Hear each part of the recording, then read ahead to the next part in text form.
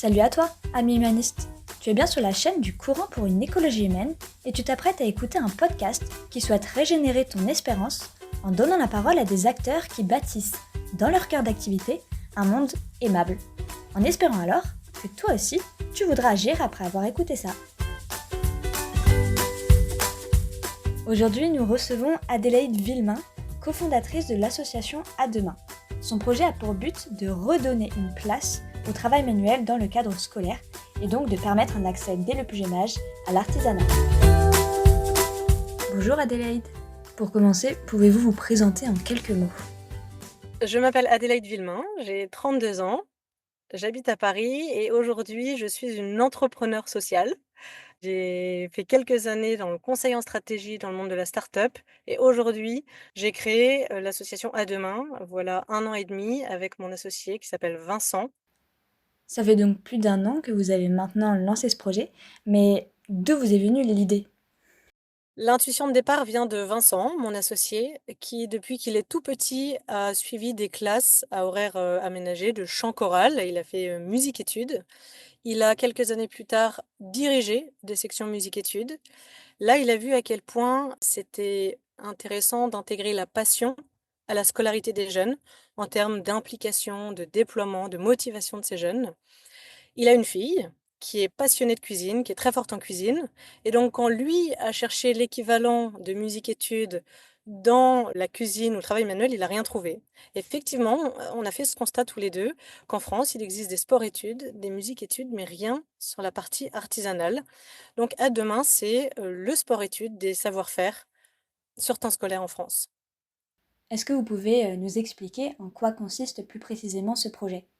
Plus concrètement, on va proposer 5 familles de métiers aux établissements scolaires, les métiers de la terre, les métiers de la mode, les métiers de l'ingénierie-industrie, les métiers de la construction et les métiers de bouche. Un jeune va pouvoir s'inscrire à une famille de métiers pendant l'année ou à plusieurs, lui permettant de découvrir plusieurs métiers. On crée de façon clé en main pour l'établissement l'ingénierie pédagogique. Nous-mêmes, on n'est pas experts de la cuisine, donc on va s'adosser à des experts de la cuisine pour créer le programme. On va équiper l'établissement scolaire avec, des pelles, des brouettes, des machines à coudre, et on va identifier et rémunérer un artisan ou un professionnel qui va transmettre son geste devant les élèves. Le deuxième métier que l'on a, et c'est le mien, c'est d'aller chercher des financements, parce que ça coûte, auprès de fondations, d'entreprises ou de donateurs particuliers qui vont souhaiter soutenir l'ouverture d'une ou plusieurs sections manuelles en France. Une année scolaire se divise en plusieurs modules. Généralement, on a un premier trimestre sur les métiers du bois, par exemple, et un deuxième trimestre sur les métiers de la couture. Ça, c'est au choix, à la discrétion du chef d'établissement. Un module se divise en 10 séances. Donc vous avez 10 séances pour apprendre à construire un sac, une table, une étagère à livres en menuiserie, à construire une auto, un dixième en mécanique automobile. Et on conclut généralement l'année avec, sur la fête de fin d'année, une remise de diplôme pour ces élèves, à la fois pour, reconnaître les compétences, techniques, mais relationnelles et intellectuelles qui ont été développées. Vous êtes donc en contact avec pas mal d'élèves et surtout vous devez vraiment voir leur évolution. Est-ce qu'il y a quelques anecdotes qui vous ont marqué, que vous avez envie de nous partager?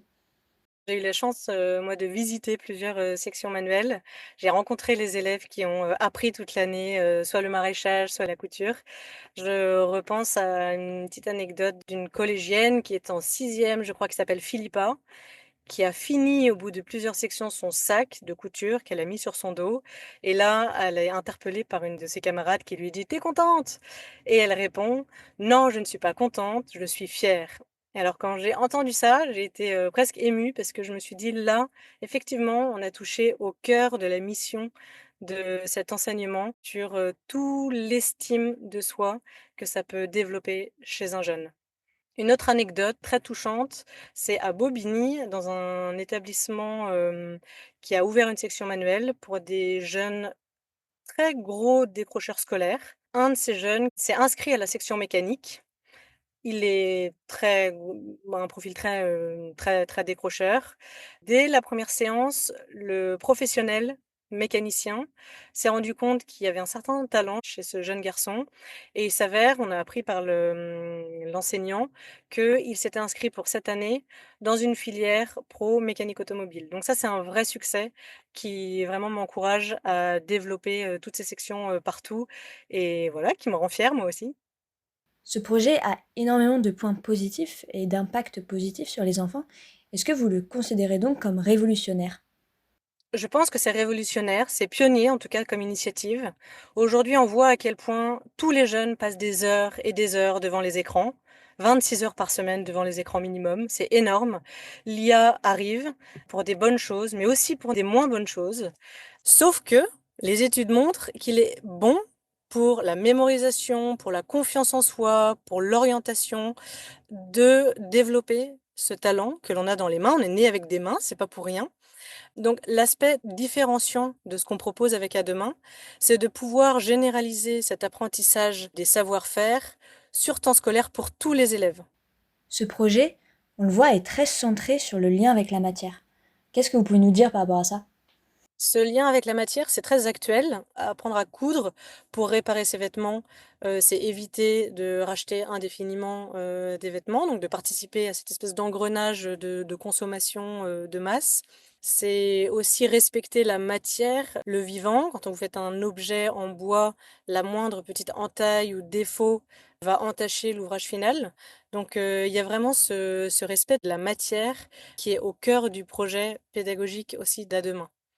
Quelles sont les difficultés auxquelles, justement, vous devez répondre pour permettre la mise en place de ce projet?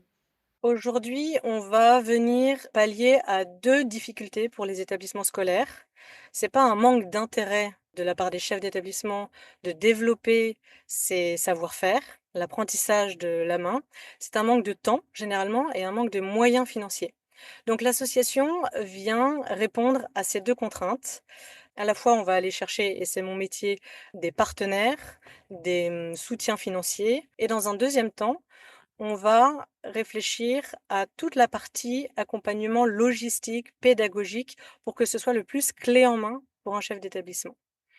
Donc, on travaille dans le temps long, parce que l'éducation, c'est le temps long. Donc, on va contacter ou être contacté par un chef d'établissement ou par un parent d'élève ou par un enseignant qui voudrait intégrer ce dispositif à 2 mains dans son établissement. On va pouvoir faire toute une étude pour mesurer l'intérêt et la faisabilité du projet chez eux. On va à la fois réfléchir aux contraintes logistiques, dans quelle salle on peut ouvrir une section à 2 mains, quel métier est-ce qu'on veut développer dans cet établissement scolaire. Une fois toutes ces étapes validées, on signe une convention de partenariat d'une première année, puis de 3 ans avec l'établissement scolaire et la rentrée démarre. Alors, comment est-ce qu'on peut vous aider à développer ce projet? Si vous avez des enfants, si vous avez des neveux, des cousins, si vous êtes enseignant et que vous croyez qu'il y a cette intelligence de la main, comme celle que nous, on peut observer auprès de tous les jeunes qu'on a accompagnés, alors parlez de ce projet de section manuelle à 2 mains, contactez-nous et on sera absolument ravis de vous accompagner à intégrer, il nous faut 3 mois, une section manuelle dans les établissements, qui vous entourent et ainsi permettre à un maximum de jeunes de déployer leur talent, d'être reconnus pour leur talent et de devenir ces adultes de demain, pleins de ressources et d'épanouissement. Merci, Adélaïde Villemain, pour ce projet qui permettrait non seulement aux enfants de développer des compétences pratiques, mais également de s'ouvrir à de nouveaux horizons et d'augmenter leur estime de soi. Voici alors une superbe initiative contribuant à penser différemment la scolarité et à ouvrir l'accès à l'artisanat pour tous. Auditeur, quant à toi, nous te remercions de ton écoute. Si tu as apprécié cet épisode, n'hésite pas à le partager autour de toi. Et pour suivre nos actus, ou juste t'abonner à notre newsletter mensuelle, on te donne rendez-vous sur www.ecologihumaine.eu. À très bientôt!